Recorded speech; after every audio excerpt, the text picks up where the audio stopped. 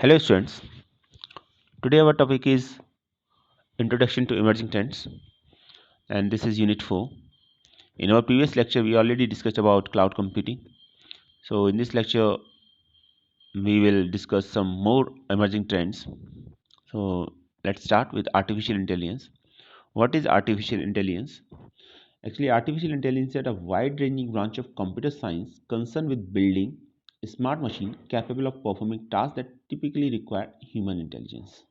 Okay, that's why it is called the artificial intelligence.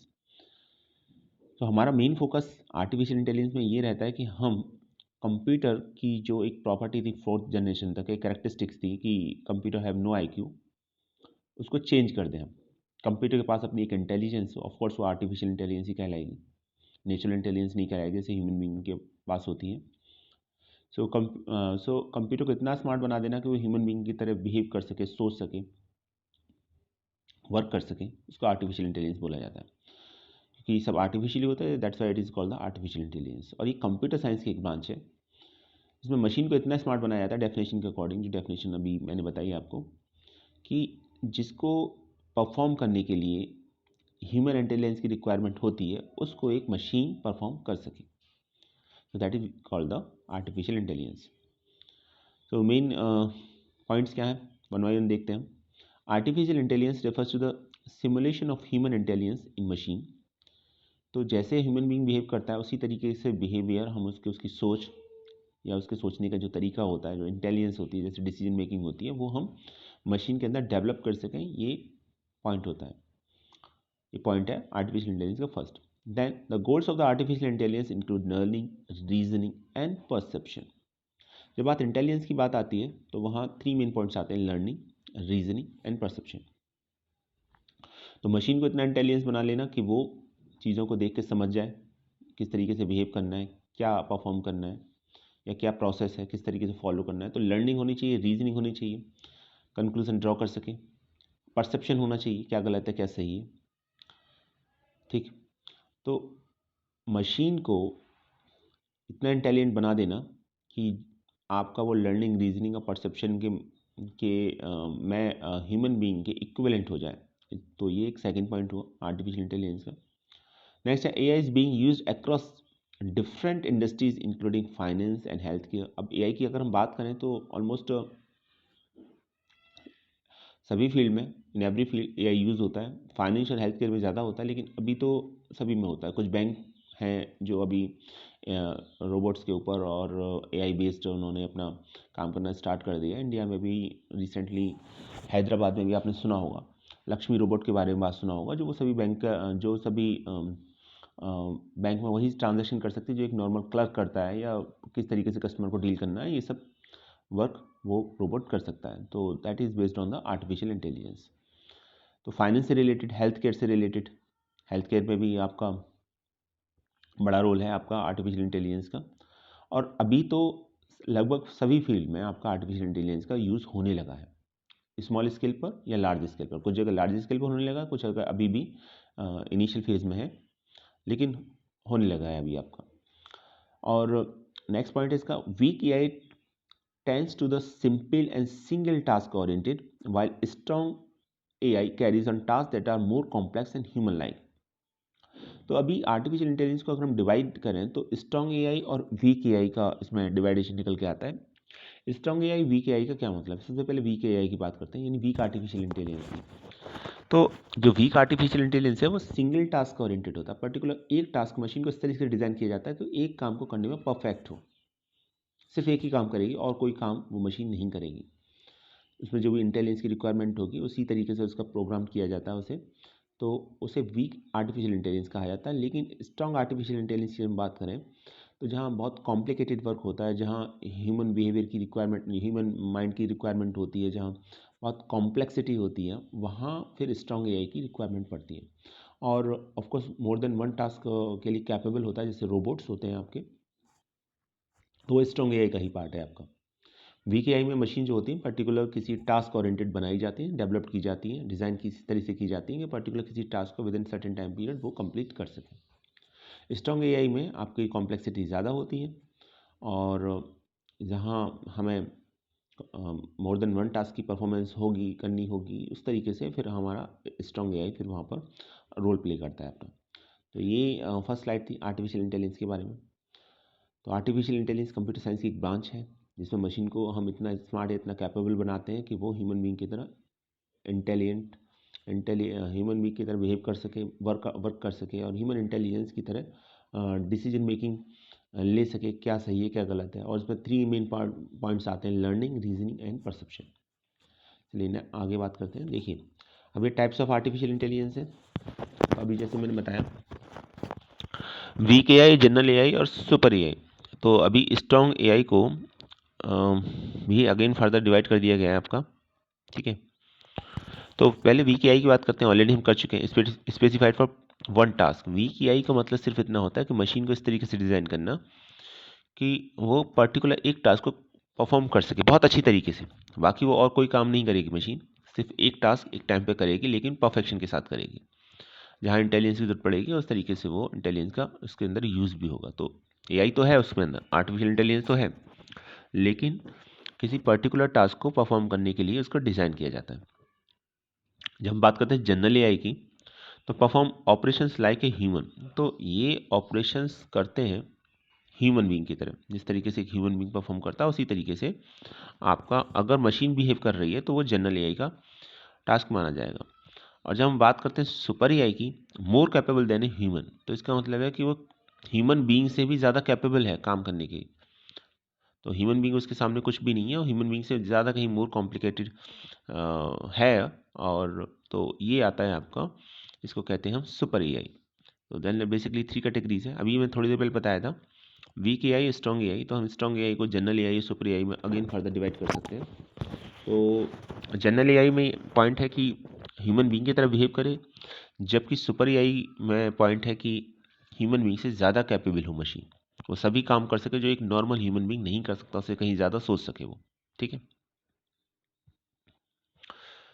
जैसे weak AI का एक example देते हैं। तो वीक एआई में एक गैरी कास्परोव को जिस कंप्यूटर ने हराया था, जिस सुपर कंप्यूटर ने हराया था आपका, तो वो वीक एआई बेस्ड था, एक तरीके से आर्टिफिशियल इंटेलिजेंस था, बेसिक कंप्यूटर था वो आपका। तो गैरी कास्परोव उस टाइम चेस में वर्ल्ड चैंपियन थे, तो उनको कोई हराना, बीट करना सभी के लिए, लगभग किसी ह्यूमन बीइंग के लिए एटलीस्ट इम्पॉसिबल था काफ़ी लंबे टाइम तक। तो एक मशीन डिज़ाइन की गई आर्टिफिशियल इंटेलिजेंस बेस्ड। तो चूंकि वो वीक एआई का एग्जाम्पल इसीलिए क्योंकि वो सिर्फ चेस में जो मूव्स होते हैं वो आगे तक के सभी मूव्स की कैलकुलेशन करके बता सकती थी, या पता लगाया जा सकता था उस मशीन के थ्रू कि क्या इसके इम्पैक्ट होंगे और क्या क्या पॉसिबिलिटीज़ हैं। तो वो एक वीक एआई बेस्ड सिस्टम था। तो वीक एआई की जब हम बात करते हैं तो पॉइंट ये है इसमें कि वीक एआई बेसिकली पर्टिकुलर किसी टास्क को डिज़ाइन करने के लिए ही यूज़ किया जाता है। तो वीक एआई पर्टिकुलर किसी टास्क को परफॉर्म करने के लिए किया जाता है और मशीन को इतना इंटेलिजेंट बना दिया जाता है कि उस टास्क को बहुत अच्छी तरीके से परफॉर्म कर सके जो एक ह्यूमन बीइंग नहीं कर पाता है। नेक्स्ट आता है मशीन लर्निंग। तो मशीन लर्निंग क्या है? मशीन लर्निंग समझते हैं। Machine learning is the science of getting computers to act without being explicitly programmed. तो अभी ये पॉइंट आपको समझ में आ गया होगा। Types of artificial intelligence, weak AI, general AI और सुपर एआई। सिंपल है डिफरेंस समझना। Specified for particular task or one task is called the weak AI. Perform operations like a human is called a general AI, and more capable than a human is called the super AI. चलिए आगे slide देखते हैं। Machine learning, अब इसी से related एक point और है, मशीन लर्निंग। मशीन लर्निंग क्या है? Machine learning the science of getting computer to act without being explicitly programmed. तो बहुत ज़्यादा हम एक्सप्लिसिटली प्रोग्राम नहीं करेंगे मशीन को, और ये मशीन एक तरीके से हम कह सकते हैं कि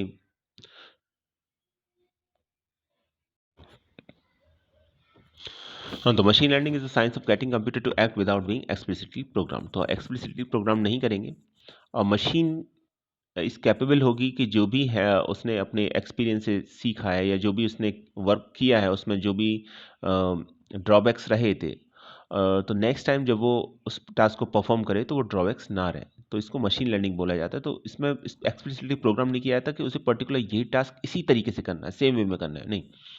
जो भी उसका पिछली एक्सपीरियंस रहेगा, पास्ट एक्सपीरियंस रहेगा, उसके बिहाफ पर नेक्स्ट टाइम जब उसे टास्क दिया जाएगा तो वो उसे बेटर परफॉर्म करेगा, जो पिछली बार मिस्टेक्स थी वो मिस्टेक्स नहीं होंगी।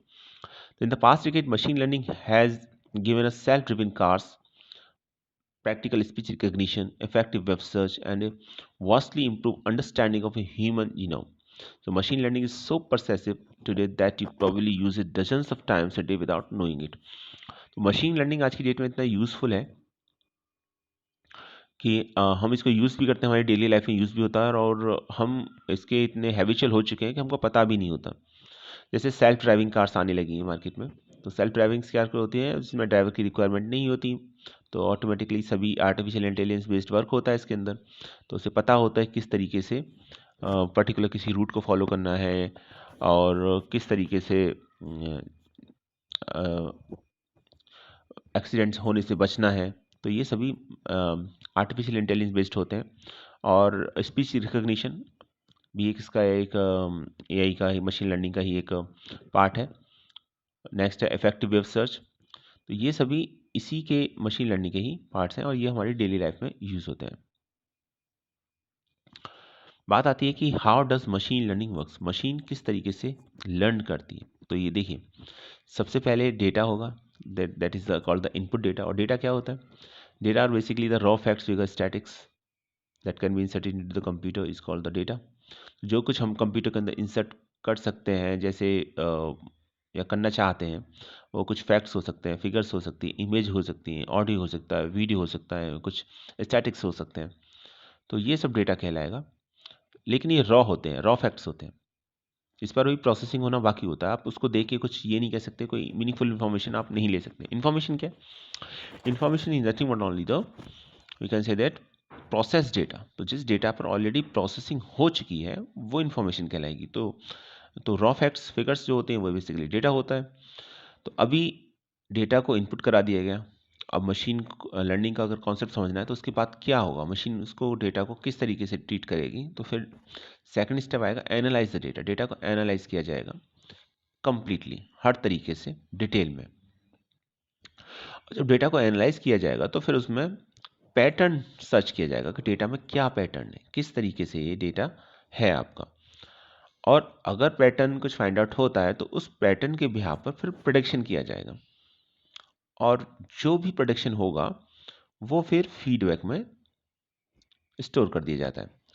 तो इस तरीके से मशीन लर्न करती है, चीज़ों को समझती है, सीखती है। तो ये जो एक वर्ड था पिछली बार जो लास्ट स्लाइड में यूज़ किया गया था, वो वर्ड था, और वो वर्ड था ये कि एक्सप्लिसिटली प्रोग्राम। मशीन को एक्सप्लिसिटली प्रोग्राम नहीं किया जाता, बिल्कुल पर्टिकुलर कि नहीं उसे यही टास्क करना और बिल्कुल सेम वे में टास्क करना, इसी तरीके से करना है। तो मशीन यहाँ पर डेटा को एनालाइज करती है, पैटर्न फाइंड आउट करती है, प्रेडिक्शन अपना बनाती है, और फिर उसके बाद डेटा को, फीडबैक को स्टोर भी कर देती है। तो इस तरीके से मशीन सीखती है या मशीन लर्न करती है चीज़ों को आर्टिफिशियल इंटेलिजेंस में। तो इस तरीके से डिज़ाइन किया जाता है, इसको मशीन लर्निंग बोला जाता है। नेक्स्ट है natural language processing. I think ये वर्ड अपने आप में सफिशिएंट है बताने के लिए कि इसका मीनिंग क्या है, लेकिन फिर भी चलिए देखते हैं। So natural language processing, usually shortened as NLP, is a branch of artificial intelligence that deals with the interaction between computer and the human being using the natural language. देखिए, फोर्थ जनरेशन तक क्या था कि अगर हमें computer से interact करना है तो कंप्यूटर की जो लैंग्वेज है उसके थ्रू हमें इंटरेक्ट करना होगा। फॉर एग्जांपल, या तो हमें मशीन लैंग्वेज आनी चाहिए, ठीक है, मशीन लैंग्वेज नहीं आती, आज की डेट में यूज़ भी नहीं होता कहीं। असेंबली लैंग्वेज आनी चाहिए, वो भी नहीं चली, ठीक है, लो लेवल लैंग्वेज है। और अगर हाई लेवल लैंग्वेज की बात करें तो जावा, C++, ये सभी लैंग्वेज हैं, पाइथन, ये आपको आनी चाहिए मशीन से अगर इंटरेक्ट करना है तो आपको कोड या कमांड आपको टाइप करनी होता है और उसके बिहाफ पर मशीन परफॉर्म करती है, आपकी प्रोग्राम किया जाता है आपको।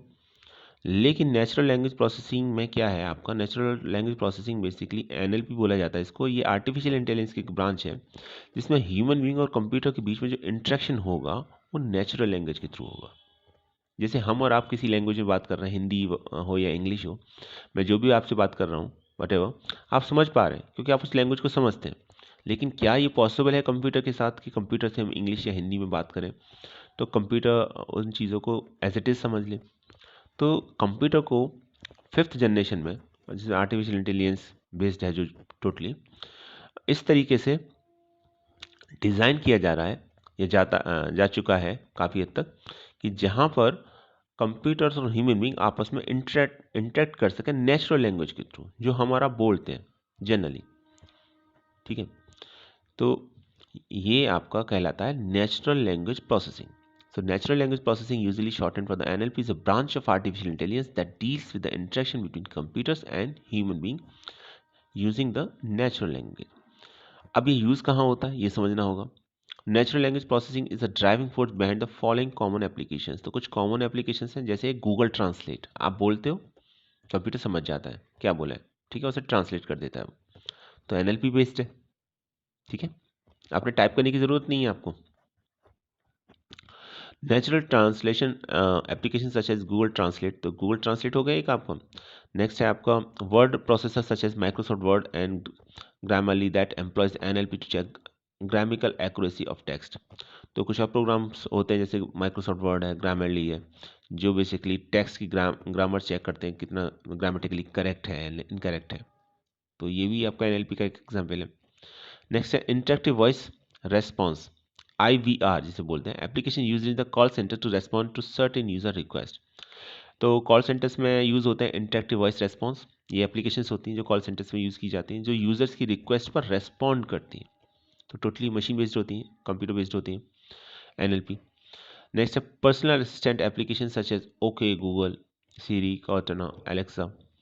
तो पर्सनल असिस्टेंट एप्लीकेशन होती हैं जैसे ओके गूगल है। तो ये सब आपकी किस पे वर्क करती हैं, ये नेचुरल लैंग्वेज प्रोसेसिंग वर्क करती हैं, जहाँ एक ह्यूमन बीइंग मशीन से, कंप्यूटर से नेचुरल लैंग्वेज में अपनी लैंग्वेज में, हिंदी या इंग्लिश में कन्वर्सेशन कर सकता है। इसको NLP बोला जाता है।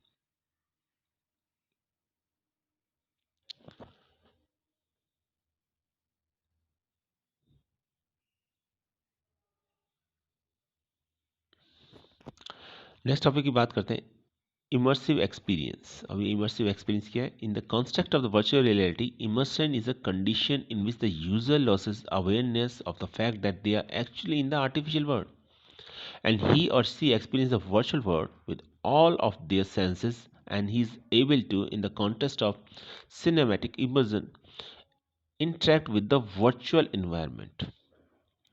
ठीक है, तो पहले आप ये इमेज देखिए, ये आपको काफ़ी हद तक बताएगा। इसे काफ़ी हद तक आप चीज़ों को समझ चुके होंगे, लेकिन चलिए फिर भी आगे एक्सप्लेन करते हैं।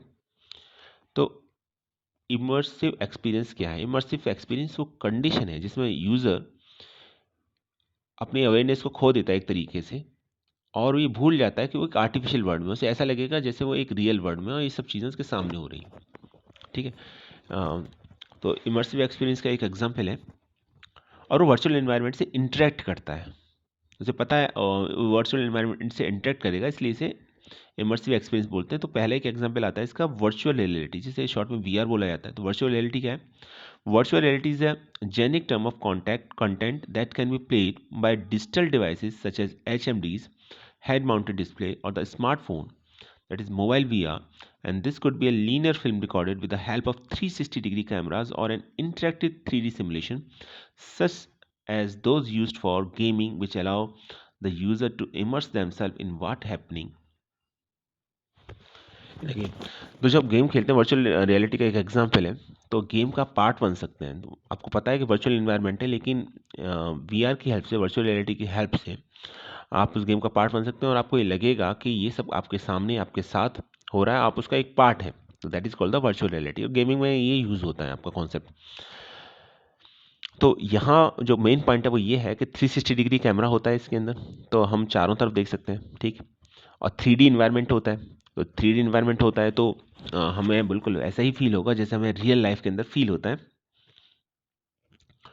तो ये किसकी हेल्प से परफॉर्म होता है? HMDs की, जिसे हेड माउंटेड डिस्प्ले बोला जाता है। जैसे इस पर्सन ने यहाँ लगा रखा है, यहाँ पर ये हेड माउंटेड डिस्प्ले बोला जाएगा इसको। या स्मार्टफोन्स में आता है, मोबाइल VR आता है वर्चुअल रियलिटी का, उसकी हेल्प से भी आप ये सब देख सकते हैं, कर सकते हैं। ठीक है, तो पहला तो यही था पॉइंट। तो आई थिंक ये समझ में आ चुका होगा आपको। इसको बोला जाता है इमर्सिव एक्सपीरियंस एक बार मैं फिर से पढ़ देता हूँ. Immersive in the context of virtual reality, immersion is a condition in which the user loses awareness of the fact that they are actually in the artificial world. उसे पता ही नहीं होता कि वो एक आर्टिफिशियल वर्ल्ड में है, उसे रियलिटी का जो रियल लाइफ की फीलिंग आती है उसके उसको. And he or she experience a virtual world with all of their senses. तो वर्चुअल वर्ल्ड का जो फील करता है वो उसके सभी सेंसेस काम करते हैं. ठीक है, वहाँ उसे सब कुछ जैसे रियल लाइफ में फील होता है वैसे ही उसे वर्चुअल वर्ल्ड के अंदर फील होता है. In context cinematic immersion interact with the virtual environment. Okay, तो ये वर्चुअल इमर्सिव एक्सपीरियंस का एक टाइप हो गया वर्चुअल रियलिटी, जिसे वीआर बोलते हैं. एक और टाइप है जिसे बोला जाता है एआर. तो एआर क्या है? एआर का मीनिंग है augmented reality. Okay, augmented reality, and it is the application in the real world. With augmented reality, virtual content can be used in the real world. That is the main important thing. Augmented reality में जो virtual content होता है उसको हम real world में use कर सकते हैं. वीआर में ऐसा नहीं था. वीआर में हम उसका एक पार्ट थे, हम इंजॉय कर रहे थे उसको गेमिंग एप्लीकेशंस में, लेकिन उसको रियल वर्ल्ड में यूज़ नहीं कर रहे थे. जबकि एआर में, ऑगमेंटेड रियलिटी में, हम वर्चुअल कंटेंट को रियल वर्ल्ड में यूज़ कर सकते हैं. कैसे यूज़ कर सकते हैं? देखिए, एक एग्जांपल दे रखा है. This is made possible with the help of digital aids which can be used to provide information such as the fastest route to a specific product in the supermarket, how to content for assembling a new set of shelves. तो देखिए, अभी ये इसका एक example है कि जिसमें ये बताया जाएगा सुपरमार्केट के अंदर अगर आप जाते हैं तो वहाँ ये पता चल जाता है कि आपको पर्टिकुलर प्रोडक्ट आपको सुपरमार्केट में कहाँ मिलेगा. तो ऑगमेंटेड रियलिटी और एआर की हेल्प से आप वो पाथ फाइंड आउट कर सकते हैं. ठीक है, तो वहाँ आपकी हेल्प होती है. इसी तरीके से एंटरटेनमेंट इंडस्ट्री में भी इसका यूज़ होता है, गेमिंग में भी यूज़ होता है. जैसे एग्जांपल दे रखा है. In the entertainment industry A R is commonly use in gaming. Dinosaur on your coffee table suddenly comes to life. Virtual toy cars drive through your living room, which you have just newly furnished with the virtual furniture selected from your catalog. तो जैसे dinosaur आपके table पे आ जाएगा जहाँ आपकी coffee रखी हुई है. ठीक है, कैसे? With the help of augmented reality. तो वो वर्चुअल आप उसे देख सकते हैं, आपको लगेगा भी कुछ इस तरीके से, फील भी होगा, लेकिन वो क्या होगा, एक वो होगा आपका एक तरीके से आपकी एआई की एक एप्लीकेशन. तो इसी तरीके से एक वर्चुअल टॉय कार है. ठीक है, वो आपके लिविंग रूम में आ सकती है, आप देख सकते हैं उसको. तो ये सभी एग्जाम्पल थे. और एक एग्जाम्पल और है इसका, एक बहुत बड़ा फेमस एग्जाम्पल है. 2016 द गेम पॉकीमन गो. तो एक पॉकीमॉन था, एक पॉकीमन गो गेम है आपका, जो 2016 में आया. तो ये काफ़ी पॉपुलर हुआ और सभी एज ग्रुप में काफ़ी पॉपुलर हुआ. तो ये बेसिकली ऑगमेंटेड रियलिटी पर ही वर्क कर रहा था. तो उसी के एक तरीके से एक्सेलेंस थी तो लोगों ने काफ़ी उसको पसंद किया. चलिए आगे देखते हैं. Robotics. What is robotics? Robotics is the interaction of the science, engineering, and technology that produce machines called robots that substitute for, or we can say that replicate human actions. तो रोबोट्स बेसिकली इंटरेक्शन है science का, engineering का और technology का, जहाँ मशीनें बनाई जाती हैं जिनको रोबोट्स कहा जाता है, जो बेसिकली सब्स्टिट्यूट करते हैं ह्यूमन एक्शंस को. ओके, तो ह्यूमन बीइंग की तरह बिहेव करते हैं वो. So robots are multi functional, programmable and automatic industrial machine design for replacing human in hazardous work. तो कहीं जहाँ काम ह्यूमन बीइंग की ज़रूरत पड़ती है लेकिन काम कुछ बहुत ज़्यादा टिपिकल होता है, हैजार्डस होता है, तो वहाँ जाके, हाँ, वहाँ हम रोबोट्स का यूज़ किया जाता है. तो रोबोट्स को उस काम के लिए बनाया जाता है. तो मल्टी फंक्शनल होते हैं, एक से ज़्यादा काम कर सकते हैं. ये रीप्रोग्रामेबल होते हैं, इनको प्रोग्राम दोबारा से किया जा सकता है, चेंज किया जा सकता है इनको. और ये ऑटोमेटिक होते हैं, अपने आप काम करते हैं. एक बार स्टार्ट होने के बाद ये ऑटोमेटिक काम ये करते हैं आपके. तो रोबोटिक्स भी आर्टिफिशियल इंटेलिजेंस की एक ब्रांच है आपकी, या हम कहें एक टाइप है. और ये आता है आपका स्ट्रॉन्ग एआई का. स्ट्रॉन्ग एआई का पार्ट आता है रोबोटिक्स, जहाँ मशीन्स को इस तरीके से डिज़ाइन कर दिया जाता है कि वो ह्यूमन बीइंग के वर्क को एक तरीके से सब्स्टिट्यूट कर सकते हैं, रेप्लिकेट कर सकते हैं, और वो सभी टास्क परफॉर्म कर सकते हैं जो एक ह्यूमन बीइंग करता है नॉर्मली. नेक्स्ट पॉइंट है बिग डेटा. तो बिग डेटा क्या है? जैसा नेम है big data. Big data is a collection of the data that is huge in volume yet growing exponentially with time, and it is a data with so large and complexity that none of the traditional data management tools can store it or process it efficiently. Big data is also a data but with a huge size. तो पहले तो data है. Data का क्या मतलब है? Data का meaning है raw facts figure statics, that is called the data. तो बिग डेटा है तो इसका मतलब है साइज ह्यूज है, इसका पहले से ज़्यादा है, और इतना ज़्यादा है कि हम इसको नॉर्मली किसी भी ट्रेडिशनल डेटा मैनेजमेंट टूल्स की हेल्प से प्रोसेस नहीं कर सकते, एफिशिएंटली प्रोसेस नहीं कर सकते, क्योंकि इसका वॉल्यूम बहुत ज़्यादा होता है और जिसकी ग्रोथ जो होती है एक्सपोनेंशियली होती है. ठीक है, और इसका साइज भी ज़्यादा होगा और कॉम्प्लेक्सिटी भी ज़्यादा होगा, और किसी भी ट्रेडिशनल डेटा मैनेजमेंट टूल से इसको स्टोर नहीं किया जा सकता एफिशिएंटली. तो कैसे डील किया जाएगा इसको? पहले कुछ एग्जाम्पल देखते हैं बिग डेटा के. The New York stock exchange generates about 1 terabyte of new data per day. तो अगर हम न्यूयॉर्क स्टॉक एक्सचेंज की बात करें तो वहाँ जो डेटा जनरेट होता है पर डे का 1 टेराबाइट होता है. सोशल मीडिया की बात करें, द स्टैटिक शोज है the 500 terabyte of new data gate ingested into the database of social media site Facebook every day. तो फेसबुक पर डेली 500 टेराबाइट डेटा इंसर्ट होता है, आपका आता है, उसे डील करना पड़ता है. And this data is mainly generated in terms of photos and video uploaded, message exchange, putting comments etcetera. तो जो डेटा क्या होता है, डेटा में फोटोज़ होते हैं, वीडियोज़ होते हैं, मैसेज होते हैं, कमेंट्स होते हैं. उसी तरीके से एक single jet engine can generate 10 plus terabyte of data in 30 minutes of flight time. तो 30 मिनट की फ्लाइट टाइम के अंदर एक सिंगल जेट इंजन 10 टेराबाइट के अराउंड डेटा जनरेट करता है. With many thousand flights per day generate of data reaches up to many petabytes. तो अब हज़ारों फ्लाइट पर डे होती हैं, तो वो जो फ्लाइट्स होती हैं उन सभी का अगर हम डेटा देखें तो पेटाबाइट्स में जाएगा वो. तो इतना डेटा जनरेट होता है. तो ये बिग डेटा के कुछ एग्जाम्पल्स हैं. ठीक है, कैरेक्टरिस्टिक्स ऑफ बिग डेटा. अब बिग डेटा की अगर हम कैरेक्टरिस्टिक्स देखें तो बिग डेटा की कैरेक्टरिस्टिक्स बेसिकली 5 कैरेक्टरिस्टिक्स हैं. Volume, variety, value, velocity and variability. तो वन बाय वन देखते हैं. ये कैरेक्टरिस्टिक्स है, सिलेबस में मेंशन है, एग्जाम में पूछी जा सकती हैं. First of all value. The name big data itself is related to a size which is enormous, and size of the data plays a very crucial role in the determining value out of data. Also, whether a particular data can actually be considered as a big data or not, it's dependent upon the volume of data. Hence, volume is the one characteristics which need to be considered while dealing with the big data. तो पहली characteristic इसकी volume है. तो कोई data big data की category में आएगा या नहीं आएगा, ये वॉल्यूम डिसाइड करेगा कि कितना वॉल्यूम है उसका. वॉल्यूम ज़्यादा है और एक लेवल से ज़्यादा है तभी वो बिग डेटा की कैटेगरी में आएगा, अदरवाइज वो बिग डेटा कंसीडर नहीं किया जाएगा. तो हम कह सकते हैं कि ये बिग डेटा, ये आपको वॉल्यूम पर डिपेंडेंट है बिग डेटा आपका. नेक्स्ट पॉइंट है आपका, ये देखिए और पॉइंट्स दे रखे हैं आपके, ये सभी पॉइंट्स हैं. नेक्स्ट है variety. The next aspect of the big data is variety. Variety refers to the heterogeneous sources and the nature of the data, both structured and unstructured. During earlier days, spreadsheet and databases were the only sources of the data considered by most of the applications. Nowadays, data in the forms of email, photos, videos, monitoring devices, PDFs, audios, etc. are also being considered as an analysis applications. This variety of unstructured data possess certain issues for storing, mining, and analyzing data. तो big data की जो दूसरी characteristic है वो है variety. तो data का कोई एक टाइप नहीं होता. जैसे नॉर्मली पहले जो डेटा यूज़ किया जाता था वो स्प्रेडशीट की फॉर्म में होता था, नॉर्मली डेटाबेस की फॉर्म में होता था, पर ऐसा नहीं होता बिग डेटा के केस में.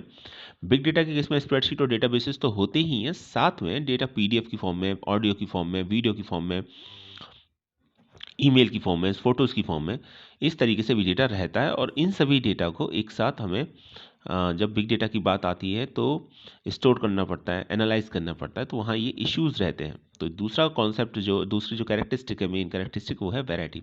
ये डेटा डिफरेंट वैरायटी का होगा, किसी एक पर्टिकुलर वैरायटी का नहीं होगा. थर्ड पॉइंट है वेलोसिटी.